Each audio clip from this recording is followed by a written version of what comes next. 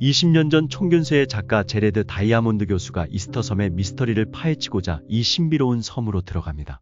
섬에는 900여 개의 거대 석상 이외에도 기이한 암벽화, 이상한 문자, 음산한 지하동굴과 섬 전체에 퍼져있는 인공자갈, 각종 뼈의 잔해들이 발견되었습니다. 땅을 감싸던 어스름한 안개가 걷히면서 마치 이곳에는 어떤 초자연적인 사건이 일어났던 것처럼 보였습니다. 거대한 석상을 다루던 문명에서 하루아침에 낙후된 부족으로 퇴화되어 버린 것 같은 이스터섬의 주민들. 도대체 이들에게 무슨 일이 생겼던 걸까요? 제레드 다이아몬드 교수가 이스터섬의 고찰을 끝내고 훗날 섬을 떠날 때 그는 이런 말을 남겼습니다. 이곳에 있는 모든 정황은 인류 미래의 결과를 예언하고 있습니다. 그가 이 신비의 섬에서 발견한 것은 과연 무엇이었을까요? 이스터섬은 동쪽 남미의 칠레에서 3,700km 떨어져 있고 서쪽의 유인도인 피케언 제도까지는 1,900km이며 온라인상의 지도를 여러 번 확대해야 나오는 그야말로 망망대해 고립무원의 섬입니다. 수천만 년 이래 나침반과 위치 추적 시스템이 없는 시대에서 이스터섬은 인류에게 거의 발견되지 않은 작은 섬이었습니다. 이스터섬의 정식 명칭은 이슬라 데 파스쿠아. 하지만 원주민들은 세상의 배꼽이라 하는 테피토오 테에누아라고 부릅니다. 제주도의 10분의 1의 크기에 지나지 않은 작은 섬이지만 망망대해의 주변에 아무것도 존재하지 않을 거라는 상상 때문에 자신들이 세상의 중심이라고 여겼던 것 같습니다. 300년 무렵 마키저스 제도에서 이주해온 폴리네시아인들이 이곳 라파누이에 정착했고 이들은 이곳에 석기시대 사회를 조성했다고 합니다. 면적이 160평방킬로미터이고 삼각형 모양을 하고 있는 이스터섬은 귀퉁이에 있는 3개의 화산들과 70여 개의 측화산이 분출하면서 섬이 만들어졌습니다. 이로 인해 섬에는 3종류의 돌이 생겨났는데 각각 모수경도가 5.5자오인 화산암, 7.0자오인 현무암, 6.5자오인 흑요석이었습니다. 그렇다면 섬 주민들은 도대체 어떻게 이 3가지 돌로 900여 개의 거대한 석상을 만들어냈을까요? 제레드 다이아몬드 교수는 먼저 무게 270톤, 길이 21m에 달하는 가장 큰 석상을 관찰하기 시작했습니다. 이 석상은 미완성작이고 아직 채석장에 그대로 놓여있는 상태였습니다. 채석장 주위로는 석상을 옮겼던 흔적이 뚜렷이 나 있었는데 분석을 통해서 석상은 모두 직접 산채에서 파낸 것이었다는 걸 알게 되었습니다. 먼저 반드시 누워있는 석상을 파고 산채와 닿아져 있는 뒷면을 조금씩 파내면서 많은 자갈들을 파낸 흠으로 굴려서 들여보냅니다. 마지막에 석상과 산채를 잇는 탯줄을 끊어버립니다. 석상을 산채에서 꺼낼 때는 자갈들의 힘을 이용해서 지렛대와 밧줄로 꺼낼 수 있었습니다. 또 석상을 파내기 전에 완만한 경사를 미리 준비해두고 있다가 자갈 위에 있는 석상에 조금만 힘을 가해서 자가중력에 의해 아래로 미끄러지게 하였습니다. 석상은 미리 준비해놓은 경사면을 따라 파놓은 구멍에 안착하게 되고 이때 장인들은 밧줄과 지렛대로 석상을 세우고 뒷면을 가공했습니다. 오늘날 우리는 고고학자들이 발굴해낸 지하에 몸통이 박혀있는 석상들을 봤을 것입니다.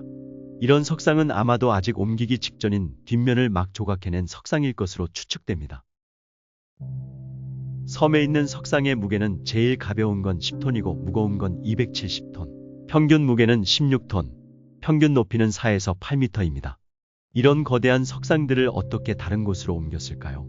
이 문제는 많은 논란을 불러일으켰고 온갖 새롭고 기이한 이론들이 속출되었습니다. 제레드 다이아몬드 교수는 당시 섬주민들에게도 이 문제에 대해 문의한 적이 있었는데 그들은 아마도 헌재의식과 연관이 있을 거라고 대답했습니다.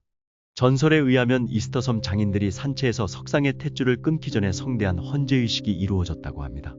의식이 끝나면 석상의 영혼이 깃들여지고 장인들이 석상의 신분을 나타내는 문안을 새겨넣는데 이 과정이 끝나고 나면 석상은 완전히 부활해서 스스로 아우 쪽으로 걸어갔다는 가설이었습니다. 아우는 여러 개 석상을 나열해 놓은 긴 무대를 말합니다. 그 후 북아메리카 2명의 교수는 또 새로운 이론을 제출했는데 3갈래로 나뉘어진 밧줄로 석상을 움직일 수 있게 한다는 것이었습니다. 팀원들을 3조로 나누어 3일 동안 훈련하게 한 후 마침내 그들은 높이 4m, 무게 15톤의 석상을 시간당 0.5km의 속도로 움직이게 할 수 있었습니다. 하지만 10m 이상의 석상들도 이런 방법으로 움직일 수가 있었을까요?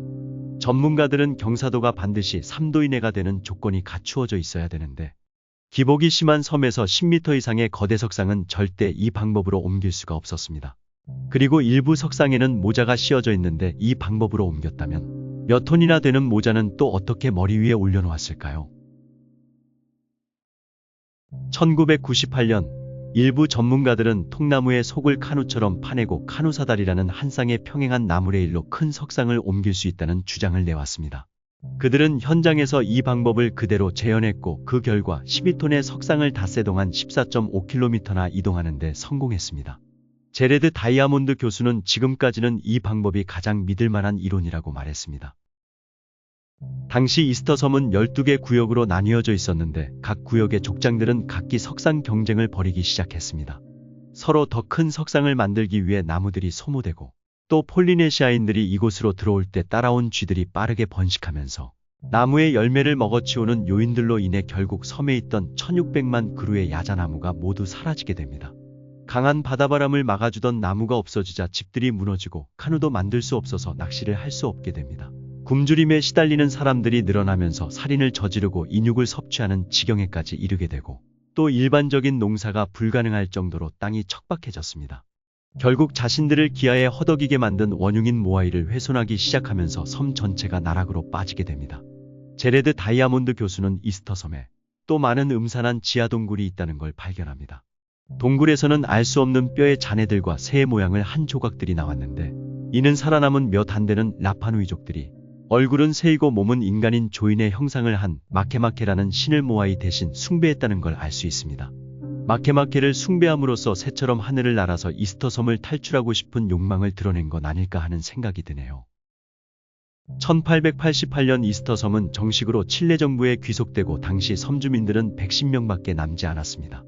1994년 칠레 정부는 현대 설비로 섬에 있는 거대한 모아이 석상들을 바로 세워놓는데 그 후 몇십 년 동안 이스터 섬은 가장 미스터리한 관광지로 변해갔습니다.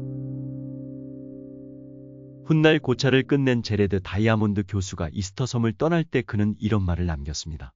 지구도 우주에 있는 이스터 섬과 같습니다. 한때는 풍이족식하는 황금 시대가 있었지만 자원의 쟁탈과 환경의 파괴로 인해 지금은 병들고 있습니다. 어쩌면 이스터 섬의 결과는 인류 말일의 예언을 암시하는 것이 아닐까 하는 생각이 드네요. 어느 먼 훗날 이스터 섬의 주민들처럼 조인을 숭배하고 이 고독한 지구라는 섬을 탈출하려는 환상을 가지는 날이 오지 않기를 바라봅니다.